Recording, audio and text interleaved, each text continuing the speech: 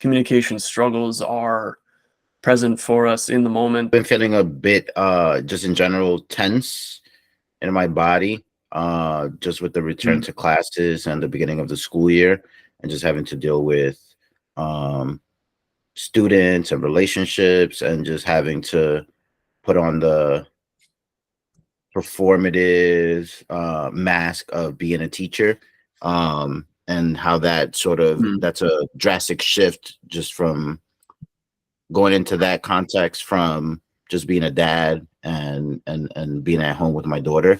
So, and also just the relationship with students. Some of those relationships tend to be a bit difficult, so I've been feeling a bit tense in the past couple of weeks. Makes sense, man. That is a big shift. Appreciate you sharing that. And I think a lot of us can resonate with that body tension coming up around a big shift. If we tune into that tension a little bit, is there a center, a body location that we are carrying our tension right now? So for me, it's really common, like the neck and like mid back, kind of in between the shoulder blades. For other people, it's more front in the chest or in the upper arms. Where's that sitting for you? I think it's where you initially said, so the upper back and the shoulders. I feel Mm. myself like hunching over as if I'm, Mm. going against a strong wind. So yeah, that's definitely where I feel it. And my posture, I could tell it's never been good, but with the tension, I definitely feel like I've hunched over a bit more and tend to be a little bit more um going against some sort of like metaphorical thrust and wind. So yeah, I would say the upper back and upper shoulders, the traps. The traps. Yeah, Yeah. we're shrugging and we're rolling Yes. forward. Yes, Yeah. exactly. These are protective gestures, man. This protects our neck and this protects our throat and our heart. Okay. And I like the imagery you use to describe it, like bracing against a strong wind. Because you have to keep leaning forward, and it's not like you can just lay down or let that wind push you, and you've gotta brace yourself against it. And that, man, I can feel the tension of that, even just demonstrating those gestures. So I feel you. When throughout your day do you have space to like loosen that up a little bit, or kind of lay back like this and can Hmm. open up the neck and the chest? During my breaks, which are not many, but I try to do the things that you just mentioned. Subconsciously, it's been something that, just stretching and going for a little walk around the building.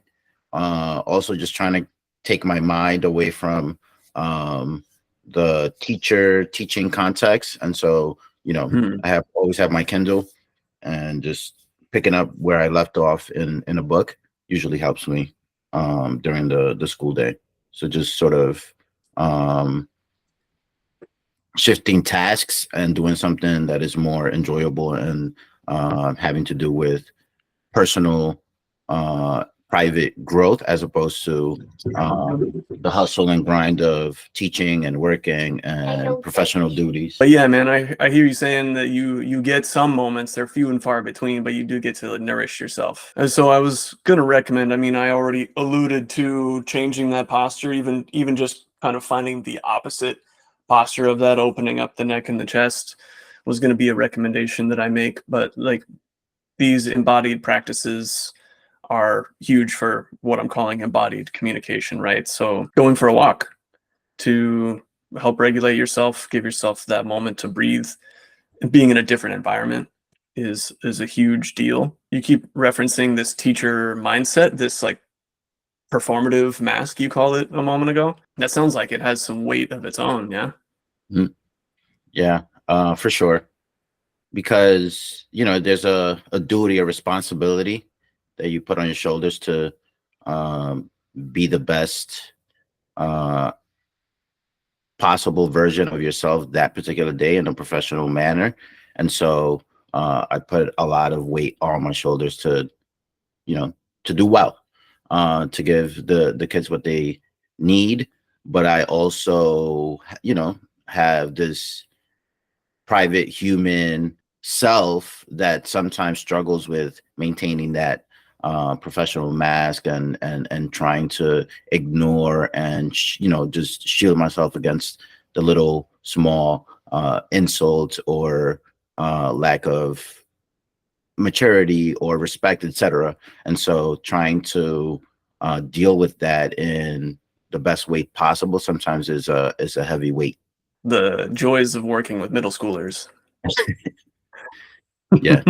That need to show up as your best self for these kids, especially when they're being immature or they're being kind of jerky or insulting or just not paying attention.